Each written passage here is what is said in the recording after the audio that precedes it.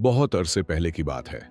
Baghdad की पुरानी बस्ती में एक शख्स रहता था जिसका नाम सलाहुद्दीन था। सलाहुद्दीन एक नेकदिल और नर्म मिजाज इंसान था। उसके माँ बाप कब के इस दुनिया से रुखसत हो चुके थे और वह उनकी दुआओं से महरूम हो गया था। यतीमी के साए में परवान चढ़ने वाले सलाहुद्दीन ने जवानी में ही मजदूरी के कठिन दिन देखे, मगर उसने कभी सब्र का दामन हाथ से न छोड़ा। वह मिट्टी की एक कच्ची झोंपड़ी में अपनी बीवी और छोटे बेटे के साथ रहता था। सलाहुद्दीन के पास कोई जमीन या कोई जायदाद नहीं थी, बस एक घोड़ा था जो उसकी जिंदगी का सहारा था। यही घोड़ा उसके लिए रोजी का जरिया था। सुबह सवेरे जब आसमान पर रोशनी की पहली किरण बस्ती पर पड़ती, सलाहुद्दीन अपने घोड़े को पानी पिलाता, उसकी पीठ साफ करता और प्यार से उस पर हाथ फेरते हुए कहता, ऐ मेरे हम सफर, आज भी हम रोजी कमाने निकलेंगे। अल्लाह हमें रिज़्क़े हलाल अता करे। सलाहुद्दीन दिन भर लोगों का सामान घोड़े पर लाद कर बस्ती से बाजार और बाजार से महलों तक पहुंचाता। कोई अनाज मंगवाता, कोई लकड़ी, कोई सामान तिजारत। सलाहुद्दीन हमेशा ईमानदारी से काम करता, न वक्त पर धोखा देता और न ही कीमत में ज्यादती। लोग उसकी दीयानतदारी को जानते थे, इसलिए अक्सर काम उसी को दिया करते। लेकिन मेहनत के बावजूद उसे इतनी अजरत न मिलती कि घर की जरूरतें पूरी हो जाएं। कभी तो ऐसा भी होता कि दिन भर मशक्कत के बाद शाम को जेब में बस कुछ सिक्के रह जाते, जिनसे आटा या दाल खरीद कर घर लौटता। जब वह घर वापस आता तो उसका नन्हा बेटा दौड़ता हुआ बाहर आकर उसके गले से लिपट जाता। उसकी बीवी दरवाजे पर खड़ी मुस्कुराकर शौहर को देखती और फिर कहती, आज दिन कैसा गुजरा सलाहुद्दीन, कुछ अच्छा काम मिला? सलाहुद्दीन हमेशा मुस्कुराकर जवाब देता, अल्हम्दुलिल्लाह, जितना अल्लाह ने दिया वही हमारे लिए बेहतर है। घर में खाने के लिए अक्सर सादी दाल और सूखी रोटी होती, कभी सिर्फ पानी और रोटी पर गुजारा करना पड़ता, लेकिन उनके दिलों में शुक्रगुजारी थी। बीवी कभी कहती, काश हमारे पास भी दूसरों की तरह आसानी होती। सलाहुद्दीन नर्म लहजे में जवाब देता, असल आसानी दिल के सुकून में है। दौलत ना हो तो कोई बात नहीं, मगर ईमान और सब्र हो तो इंसान कभी खाली नहीं रहता। यूं सलाहुद्दीन की जिंदगी सादगी, मेहनत और सब्र से गुजरती थी। बस्ती के लोग जानते थे कि यह शख्स दुनियावी मालो दौलत में चाहे कमजोर है, लेकिन अखलाक और नेकी में सबसे आगे है। एक दिन मामूल के मुताबिक सलाहुद्दीन अपने घोड़े पर सवार होकर बाजार की तरफ बढ़ रहा था। इसी दौरान उसकी नजर एक बूढ़े दरवेश पर पड़ी। वह दरवेश रास्ते के किनारे एक पेड़ के नीचे बैठा हुआ था। सफेद दाढ़ी चेहरे पर वकार बख्श रही थी। कपड़े पुराने लेकिन साफ सुथरे थे। उसके चेहरे पर सुकून की एक ऐसी झलक थी जिसे देखकर हर राहगीर रुककर उसे सलाम करता। सलाहुद्दीन के कदम अचानक थम गए। वह दरवेश के करीब गया और अदब से सलाम किया। दरवेश ने मुस्कुराते हुए जवाब दिया और सलाहुद्दीन को बैठने का इशारा किया। सलाहुद्दीन कुछ लम्हे झिझका, मगर फिर दिल की बेचैनी ने उसे बैठने पर मजबूर कर दिया। वह बोला, बाबा जी, मैं दिन रात मेहनत करता हूं। सुबह से शाम तक लोगों का सामान घोड़े पर लाद कर एक जगह से दूसरी जगह पहुंचाता हूं, लेकिन आखिर में जेब में इतने ही सिक्के बचते हैं कि घर की रोजी रोटी पूरी हो जाए। कभी सोचता हूं कि अगर बेटा बीमार हो गया तो दवा कहां से लाऊंगा? अगर बीवी के लिए कपड़ा खरीदना पड़ा तो किससे उधार लूंगा? यह कहते हुए उसकी आंखों में नमी उतर आई। वह रुककर कुछ देर खामोश रहा, फिर धीरे से बोला, बाबा जी, आप अल्लाह वाले हैं। मुझे कोई ऐसा अमल बता दीजिए जिससे मेरी गरीबी दूर हो जाए। मेरा दिल चाहता है कि मैं भी खुशहाल हो जाऊं, ताकि अपने बीवी बच्चे को आसानी दे सकूं। बूढ़े दरवेश ने सलाहुद्दीन को गौर से देखा। उनकी आंखों में शफकत थी और लबों पर एक हल्की सी मुस्कुराहट। फिर निहायत नरमी से बोले, बेटा, गरीबी और खुशहाली दोनों अल्लाह के हाथ में हैं, लेकिन एक रहस्य है जिसे अगर समझ लो तो तुम्हारी जिंदगी बदल सकती है। वह यह कि जितना ज्यादा तुम अल्लाह की राह में दोगे, उतना ही तुम्हारे पास वापस आएगा। सलाहुद्दीन हैरान होकर बोला, बाबा जी, मैं तो खुद ही तंगदस्त हूं, मैं क्या दे सकता हूं? दरवेश ने सुकून से जवाब दिया, बेटा, अल्लाह के लिए कुछ भी छोटा नहीं। अगर तुम्हारे पास ज्यादा नहीं तो थोड़ा ही दे दो। एक रोटी हो तो उसका टुकड़ा बांट लो, एक सिक्का हो तो उसका हिस्सा निकाल लो। अल्लाह के नाम पर खर्च करोगे तो वह अपनी रहमत के दरवाजे तुम पर खोल देगा। सदका दो, गरीबों पर खर्च करो। तुम्हें लगेगा तुम्हारा माल कम हो रहा है, मगर हकीकत यह है कि वह बढ़ रहा होगा। सलाहुद्दीन खामोश बैठा सुनता रहा। इन अल्फाज ने उसके दिल पर अजीब असर किया। उसे यूं लगा जैसे उसकी बरसों की परेशानियां और सवालों का जवाब एक लम्हे में मिल गया हो। दरवेश की बातों ने उसके अंदर रोशनी पैदा कर दी। वह बोला, बाबा जी, मैं आपकी नसीहत पर जरूर अमल करूंगा। जो कुछ मेरे पास होगा उसमें से अल्लाह के लिए जरूर निकालूंगा। दरवेश ने मुस्कुराकर उसके कंधे पर हाथ रखा और कहा, अल्लाह तुम्हारी नियत देखता है बेटा, तुम्हारी मेहनत को बरकत देगा। सब्र और शुक्र के साथ खर्च करते रहो, फिर देखना अल्लाह किस तरह तुम पर अपनी रहमतें नाजिल करता है। सलाहुद्दीन ने दरवेश के हाथ चूमे और रुखसत लेकर अपने घोड़े के साथ बाजार की तरफ चल पड़ा। मगर उसके दिल में आज एक नई रोशनी, एक नया यकीन जाग उठा था। उसने सोचा कि अब से वह अपनी कमाई में से जरूर कुछ हिस्सा निकालकर दूसरों पर खर्च करेगा, चाहे वह कितना ही थोड़ा क्यों ना हो। सलाहुद्दीन ने अपनी जिंदगी का एक नया उसूल बना लिया। दिन भर जितना भी कमाता उसमें से एक हिस्सा निकालकर अल्लाह की राह में खर्च करता। कभी किसी यतीम बच्चे के हाथ पर रोटी रख देता, कभी किसी बीमार को दवा खरीद देता और कभी किसी भूखे मुसाफिर को खाना खिला देता। उसके दिल में यह यकीन बैठ गया था कि जितना वह बांटेगा अल्लाह उतना ही उसे वापस अता करेगा। लेकिन इस राह पर चलना आसान न था। घर के हालात पहले ही तंग थे। एक शाम जब सलाहुद्दीन कुछ सिक्के घर लाया और साथ ही कुछ गरीब बच्चों को खाना खिलाकर आया था, तो बीवी ने उससे कहा, सलाहुद्दीन, हमारे हालात पहले ही बहुत खराब हैं।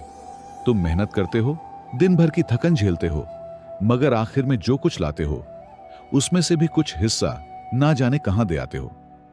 हमारा अपना घर संभलता नहीं और तुम दूसरों को खिलाते फिरते हो।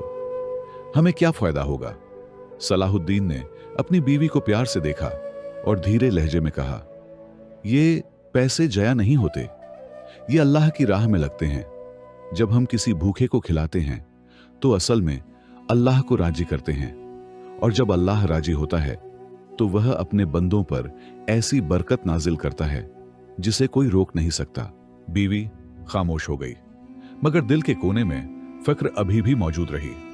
वह सोचती थी कि एक दिन की भूख सहली जा सकती है, मगर रोज रोज दूसरों को देना और अपने घर की तंगी बढ़ाना कैसा इंसाफ है।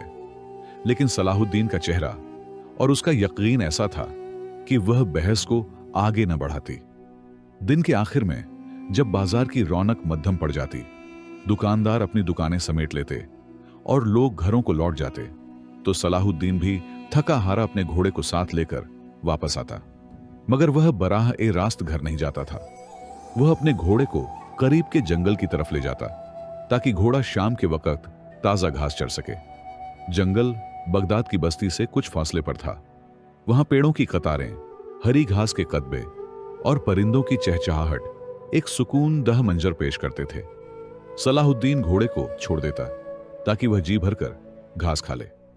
खुद एक पेड़ के नीचे बैठ जाता, थकावट उतारता और ढलते सूरज की सुनहरी किरणों को देखता।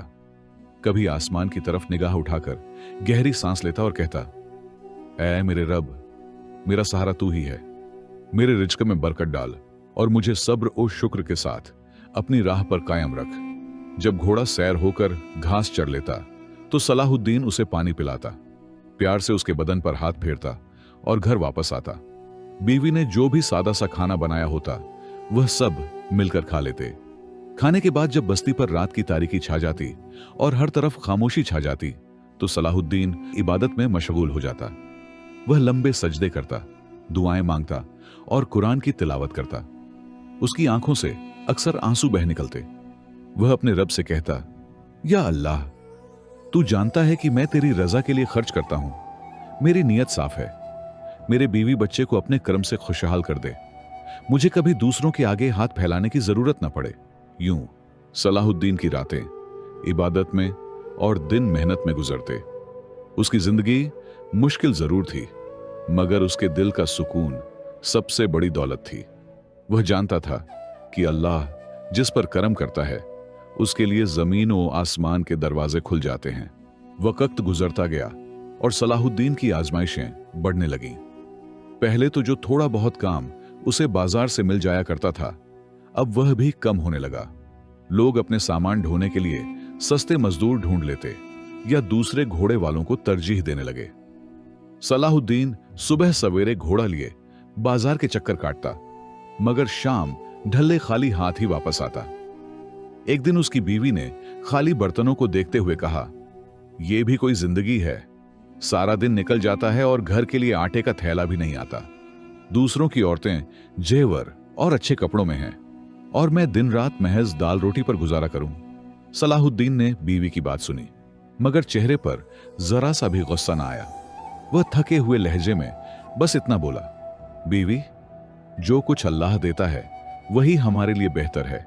दुनिया के आराम को मत देखो, असल सुकून दिल के ईमान में है। मगर बीवी के दिल का बोझ हल्का ना हुआ। वह अक्सर शिकायत करती, कभी आंसू बहाती और कभी ताने देती।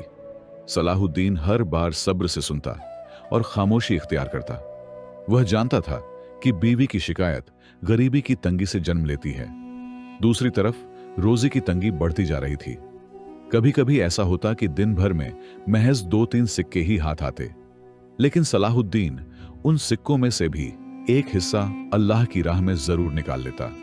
कभी मस्जिद के दरवाजे पर बैठे फकीर को दे देता, कभी किसी यतीम बच्चे के हाथ पर रख देता और कभी किसी मुसाफिर को पानी पिला देता। एक दिन उसकी बीवी ने उसे सख्त लहजे में कहा, तुम पागल हो गए हो क्या? घर के बर्तन खाली हैं, बच्चे के कपड़े फट गए हैं और तुम फिर भी उन सिक्कों को दूसरों पर लुटा देते हो। यह कैसा इंसाफ है? सलाहुद्दीन ने नरमी से जवाब दिया, यह लुटाना नहीं है, यह अल्लाह के साथ सौदा है। जो हम उसकी राह में देते हैं वह कई गुना बढ़ाकर वापस देता है। यह मेरा यकीन है और मैं इसे नहीं छोड़ सकता। बीवी ने रुख फेर लिया और खामोश हो गई। लेकिन सलाहुद्दीन के दिल में एक अजीब सुकून था। उसे लगता था कि अगरचे दुनियावी असबाब साथ नहीं दे रहे, लेकिन आसमानों से कोई करम का दरवाजा खुलने वाला है। रात को जब वह घर वापस आया तो बीवी ने कुछ न कहा, बस खामोशी से सादा सा खाना रखा। वह तीनों मिलकर बैठे, खाना खाया और फिर सलाहुद्दीन वुजू करके नमाज में खड़ा हो गया। उसकी आंखों से आंसू बह निकले। वह सजदे में देर तक गिरिया करता रहा। उसकी जबान पर बस यही दुआ थी, ऐ रब्बुल आलमीन, तंगी को आसानी में बदल दे। उसकी आंखों में फिक्र के साए थे, लेकिन दिल में ईमान की रोशनी। वह आसमान की तरफ देखकर कहने लगा, या अल्लाह, मैं तेरी रजा के लिए सब्र कर रहा हूं। मुझे आजमा ले, लेकिन मुझे अपनी राह से हटने न देना। मेरे बीवी बच्चे पर रहम फरमा। मैं तेरी राह में खर्च करना चाहता हूं, मेरे रिज्क में इजाफा फरमा।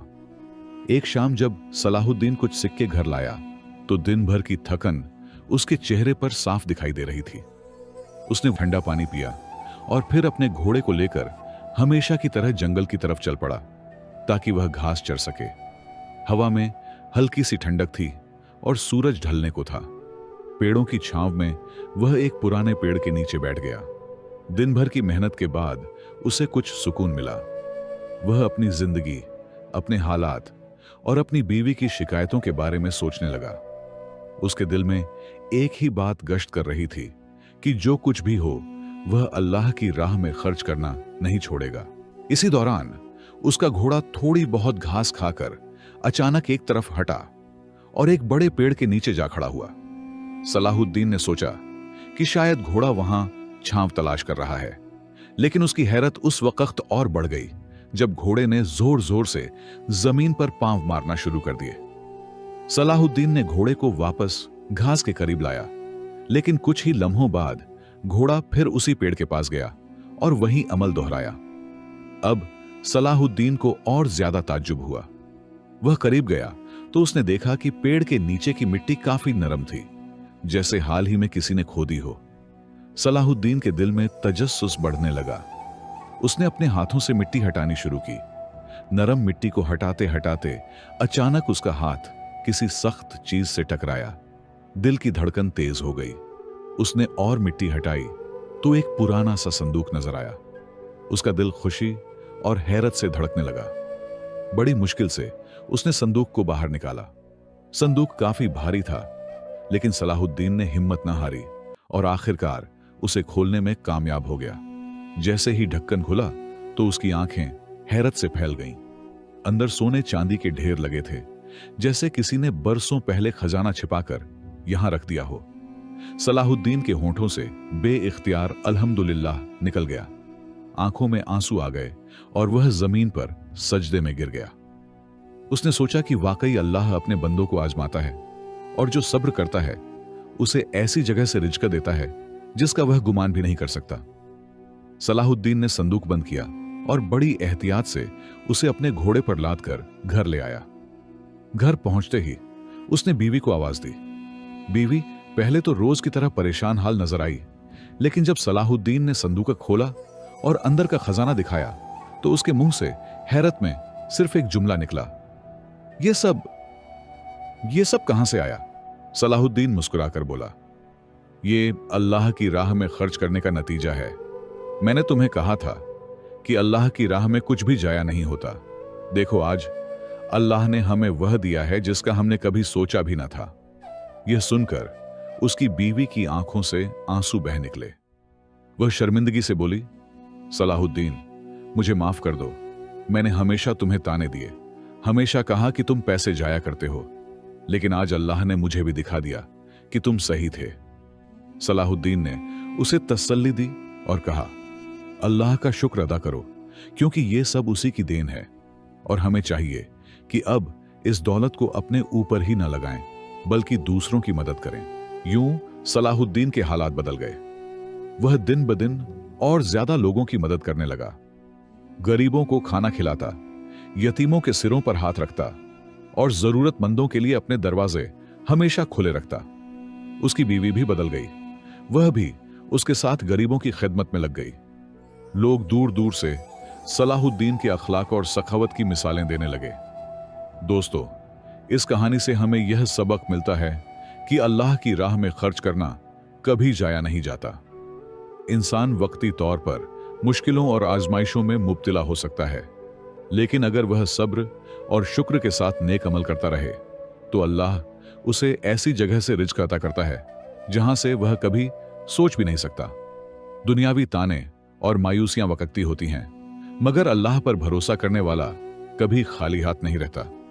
असल कामयाबी यह है कि इंसान खुशहाली आने के बाद भी दूसरों की खिदमत करे और अपनी दौलत को अल्लाह की अमानत समझकर खर्च करे। दोस्तों, उम्मीद करता हूं आपको आज की यह वीडियो बहुत पसंद आई होगी। वीडियो पसंद आने की सूरत में इस वीडियो को लाइक करें और अपने दोस्तों के साथ शेयर करें और दूसरों को भी सदका देने और अल्लाह की राह में खर्च करने की तरगीब दें। अल्लाह आपके हालात भी बदल देगा।